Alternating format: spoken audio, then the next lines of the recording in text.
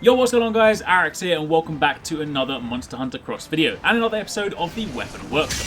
And this week, I know a lot of you guys have been asking for this one for quite a while now, so it's finally time to talk about the dual blades. However, if you've missed any of the previous weapon workshops, then you can find a link to the playlist in the description box down below where you can check out the other 7 weapons covered so far. And of course, if the weapon you're looking for isn't there, then sit tight as there's a new episode every single Wednesday.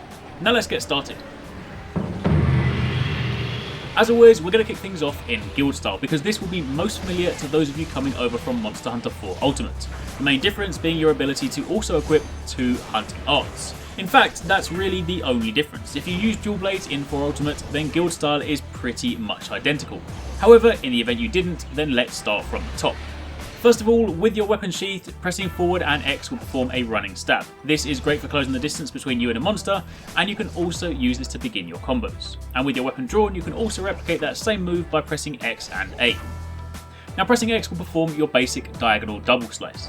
Pressing X a second time will follow this with a swiping slice, and pressing X a third time will finish the combo with a double downward slice. Pressing A will then perform a horizontal slice, and pressing A second time will complete the combo with a jumping spinning slice. It's also worth noting that you can roll out of your combos at any point with B, and you can then also press X after a roll to perform a follow-up slice. Now the dual blades are famous for their fast hitting combos, so while the moves I just showed you are some of the most basic combos, they can be combined in a wide variety of different ways. The most basic of which is simply XXX AA. However, if you drop the last A attack and instead sub it out for another X attack, you'll perform the running stab at the end, which resets the combo and allows you to go again, effectively giving you an infinite combo. So XXXA, XX, XXA, and you can repeat from there. And again, you also have other variations too. For example, the shorter version, XXA, XXXA, again can be used infinitely. And as mentioned, you can also begin with the running slash with X and A, and then follow up with XXA, XXXA. The point is, dual swords has a lot of combo parts, and if I went through absolutely every single one, we would be here till next week. So this is where you need to experiment and see what works for you. But now let's get to the interesting part, the part that really makes this weapon shine. Pressing R will activate Demon Mode, pressing R a second time will deactivate it, and also with your weapon sheath you can press R plus X plus A together and draw straight into it. But what is Demon Mode? Well, in short, whilst in this mode your attack animations change, you get access to some new moves, your attack power is much greater, and your evade roll now becomes a dash which can be chained together.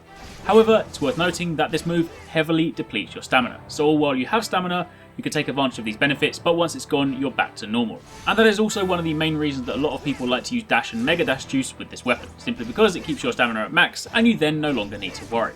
But taking a look at the moves for a second, as mentioned, whilst in Demon Mode, your B roll is now a dash, so it works like this. Your single X attack is now a double slash, and your double X input follows up with a horizontal and vertical slash, but that is the end of the combo. There's no third X input. Your A attack now skips the first hit and goes straight to the jumping slice, however this time it does 2 jumping spins instead of 1, and this actually gives us some great opportunities to cancel into some rather cool moves, but I'll get to that in just a second. Finally, the most powerful move in this mode is Demon Dance. Pressing X and A will initiate this long 11 hit combo, and while it deals some great damage and is also great for applying status effects, it's the one move that you cannot evade out of, so if you're going to use this, make sure you have an opening, otherwise you're going to leave yourself exposed. However, jumping back to the A attack for a second, you'll notice how it has 2 jumps, the first spin and then the second. If you input a series of buttons after the first jump, you effectively cancel the second one and go into a different move instead. The most basic of which is pressing B after the first spin, and this simply cancels into a dash. Alternatively, you can press R after the first jump and cancel and deactivate Demon Mode. Pressing X and A will cancel the jump into Demon Dance, but the real draw for this is the spinning top. Pressing X after the first jump will cancel into the spinning top, which slingshots you forward, spinning as you go, and this not only travels a good distance, but is also great for filling up your demon gauge. And speaking of demon gauge, now let's talk about Arch Demon Mode. On the top of your screen, you'll notice this gauge. This is your demon gauge, and while you attack monsters whilst in demon mode, this fills up. Once it's maxed out, it'll flash for a bit and remain full for a period of time. Once this is full, you're now in Arch Demon Mode. Arch Demon Mode adds some of the demon mode attacks to your regular arsenal and allows you to use them without the stamina cost. Plus, your regular attacks are now faster. Of course, attacks whilst in this mode do deplete the demon gauge, and as mentioned, it'll also deplete over time. But any opportunity you have to tap R and jump back into demon mode will simply allow you to top this bar up. Now whilst in Arch Demon Mode, your regular X combo now looks like this, much like your original one, only faster. Your A combo now looks like this, but you'll notice the final hit is the double jumping slash, which can again be cancelled. X and A is now instead the spinning top slingshot move, so you have easy access to this without having to cancel. And B is again a dash, but do bear in mind these dashes heavily deplete the bar, so use them only when you need to. And finally, one of the lesser known moves, after any attack, if you press X and A, you'll perform a Hurricane Slash, which is like Archdemon Mode's version of Demon Dance, only it's faster and can be evaded out of should you need to. Demon Dance is still the most powerful one, but this is still a worthy substitute. Now again, as mentioned, Dual Blades has a wide range of combo paths, and even more so now we have access to Demon and Archdemon Mode. A particularly good, fast and infinite combo is X and A, X, A, X, and you can then repeat this time and time again. Alternatively, you can take some of the original combos we did earlier and work them into this new mode. The main thing to bear in mind is that wherever possible, you want to maintain your Archdemon Mode throughout the fight, so that way you have access to the best of both worlds. But also do be sure to dip in and out of Demon Mode so as to not only keep the gauge topped up, but also for some added damage when you get an opening. Now finally, before we move on to the other styles, let's take a quick look at jump attacks. Jumping off a ledge and pressing X will now perform a downward slash, and you can then follow this up on the ground with a second X input.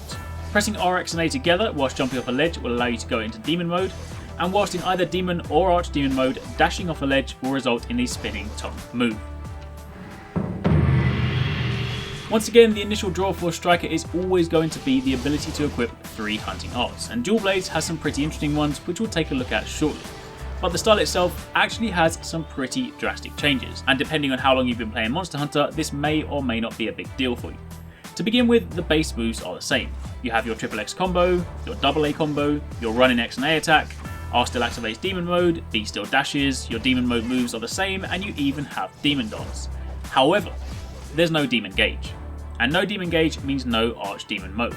This, my friends, is old school Dual Blades. If you ever played Monster Hunter 3 Unite, then you'll be used to Dual Blades with nothing but Demon Mode, but if you didn't, then this might be a bit off-putting. In short, this style revolves solely around your base combos and dipping in and out of Demon Mode where possible. If you do want to use this style, then Dash Juice would definitely help you because it would mean you could stay in Demon Mode for a lot longer and not have to worry about your stamina. But either way, that is pretty much it. It's a pretty big change, but that is all there is to it. Now moving over to aerial style. First up, you know the score by now, you can only equip 1 hunting art in this style, so choose wisely. Again, your base combos are identical, as are the majority of your Demon Mode moves. The only main difference is that you don't have Demon Dance. Pressing X and A in Demon Mode will instead perform the spinning top slingshot move, however Demon Dance is still available in Archdemon Mode. And yes, the Demon Gauge and Archdemon Mode are back after their removal in Striker style. But as you know by now, aerial is all about getting yourself up in the air. So, jumping off a monster and pressing X while in your standard mode will perform a double slash whilst airborne. However, more interestingly, if you're in Demon Mode, then jumping off a monster alone with no additional attack input will attack the monster on the way up. However, if you then follow this with another X input, you'll dive bomb back towards the monster, and this can be directed using the analog stick. Finally, whilst in Archdemon Mode, jumping off a monster performs the same attack on the way up, but pressing X whilst in the air will now perform a single slam with one of your blades on the way down. No directional control, no dive bomb, just this slam. So as I'm sure you can now begin to see, aerial Dual Blades is actually hyper aggressive and can be great for pursuing a fleeing monster. Now moving over to Bushido, once again like aerial style you can still only equip 1 hunting art, but your base moves are again identical, and your demon moves are also pretty much the same. Plus, Demon Dance is back. The main thing you lose is the ability to perform the spinning top move whilst dashing off a ledge. This is still accessible from the Demon A cancel, but just not off a ledge. However, the main draw comes from the Bushido evade. Once again, evading through a monster's attack will perform a Bushido evade, and from there you have a range of options depending on your input and the mode that you're in. If you're in regular mode, after an evade you'll begin sprinting, and pressing X will perform a slash. If you're in Demon Mode however, you not only attack whilst diving out the way and performing the evade, but this also fills up part of your Demon Gauge and gives you 2 free dashes that do not consume stamina. These can then be directed to put you back close towards the monster or away if you need to, and you can then follow this up with an X input for an attack. And as for Archdemon Mode, well the same also applies. Again you get the attacking evade, the free double dashes, and the opening for an attack. Now before we wrap things up, let's take a quick look at the Dual Blades 3 weapon specific Hunter Arts. Firstly, you have Bloody Wind Top, which is a forward advancing combo which spins towards your enemy and advances twice during the combo. However, you can input a direction to change where you move mid-spin, so it can either be used to chase a pursuing monster, deal with a group of smaller monsters, or perhaps reposition yourself if you want to attack somewhere else. The second art, Soaring Heaven Splitter, is a little situational because it requires the use of a ledge. You can either perform this going off a ledge or leaping up one, but doing so will perform an upward spinning slice and a devastating finishing slam. Finally, you have Beast Mode Ravenous Wolf. This unleashes your inner power, and while in this state, each of your attacks hit twice, and their power is also greatly increased. So as I'm sure you can imagine, pair this with Demon Mode for some pretty nice damage output. Now finally, to wrap things up, let's talk about my favourite style. They are once again all good in their own way, even Striker style. While the removal of Demon Gauge might seem odd for some people, knowing that that's how it used to be done is proof that it can still work. However, that being said, Aerial style has to be my personal favourite. It's hyper aggressive, super easy to mount thanks to the Demon Dive Bomb, and it also just feels like a style that really suits the weapon. Kind of like how I said last week that Bushido style almost feels like it was made for longsword, kind of feel like Aerial style to a certain extent was made for dual blades. It is ridiculously over the top, but that is why I love it. Bushido takes a close second, but for a weapon like this, being in the air is just too great of an opportunity to pass up on. And with that, that brings me to the end of the episode. Hopefully you guys enjoyed it, and if you did, then don't forget to drop a like and leave a comment down below, and tune in next Wednesday for the next weapon workshop. Thanks again for watching, take it easy, catch you next time, peace out.